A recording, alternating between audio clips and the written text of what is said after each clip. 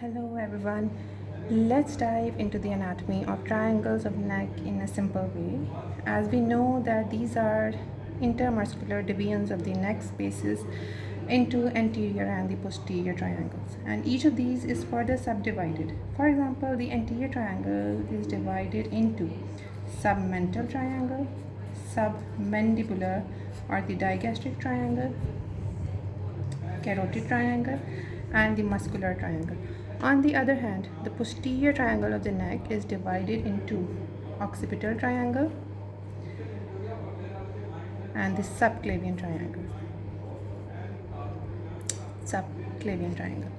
Now I'll make simple illustrations of the neck demonstrating the anterior and the posterior aspects.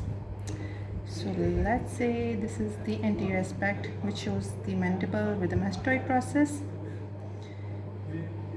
This is the hyoid bone. This is the imaginary anterior midline of the neck. These are clavicles on the two sides.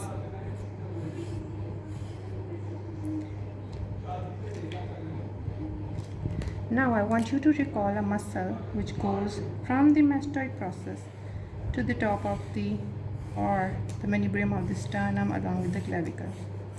Yes, you got it right. This is sternocleidomastoid of the left side and this is the sternocleidomastoid of the right side. And this is the sternum.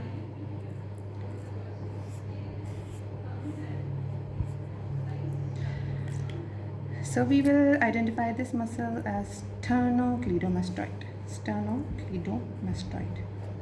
And this is the imaginary anterior midline of the neck. On the other hand, we will draw the side view or the lateral aspect of the neck.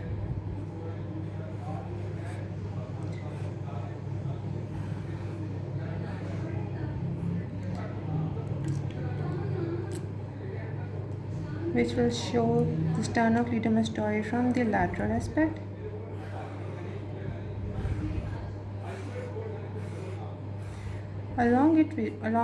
Alongside this, we can also appreciate trapezius muscle at the back of the neck. And this is the clavicle. So this is sternocleidomastoid and this is trapezius at the back. Now we need to identify the location and attachments of two other muscles that are specific for the identification of these triangles. One is the digastric muscle. So this is the digastric muscle attached to the hyoid bone with its anterior and the posterior bellies. Anterior bellies will be more prominent on the anterior view than the posterior belly. And this is the view of anterior and the posterior belly of the digastric muscle from the lateral aspect. This will be the hyoid bone. The fourth muscle that we need to identify is the omohyoid muscle. This muscle is one of the strap muscles of the neck with its superior and inferior bellies. The superior belly is attached to the hyoid bone and the inferior belly is attached to the scapula. So this is the anterior view of the omohyoid muscle and this is the side view showing the superior and inferior belly of the omohyoid muscle.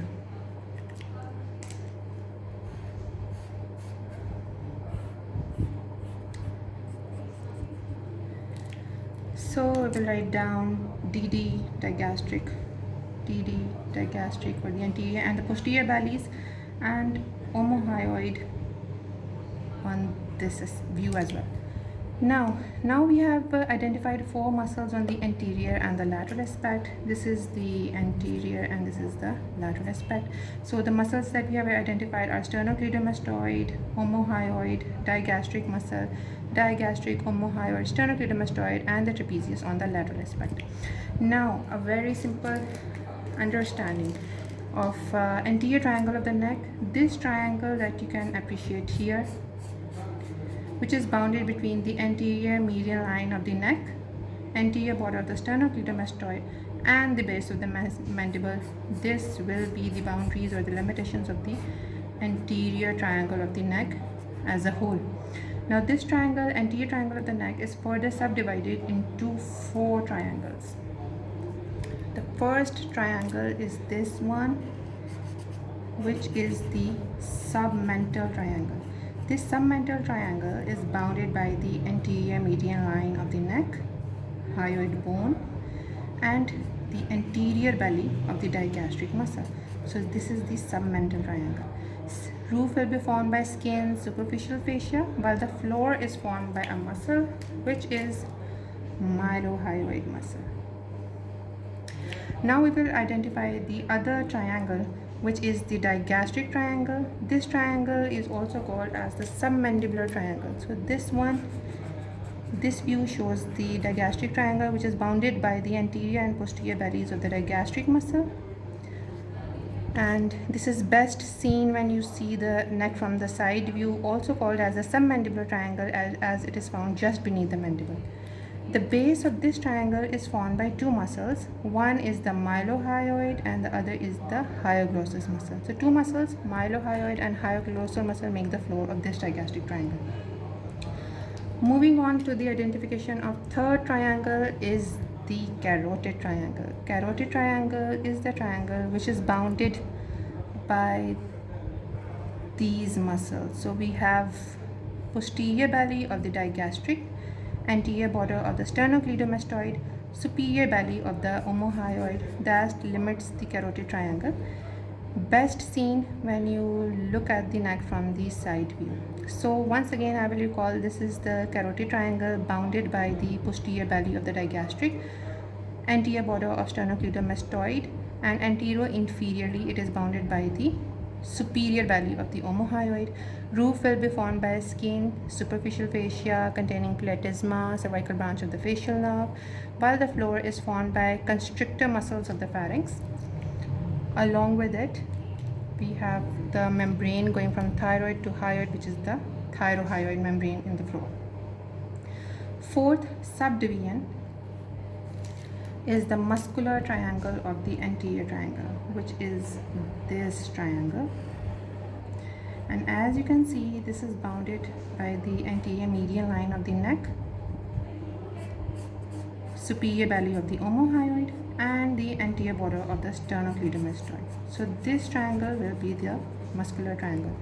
On the side view, you can see the anterior border, anterior median line of the neck, superior belly of the omohyoid, and the anterior border of sternocleidomastoid, limiting this triangle as the muscular triangle. It is called muscular triangle because it possesses these infrahyoid muscles, the strap muscles of the neck.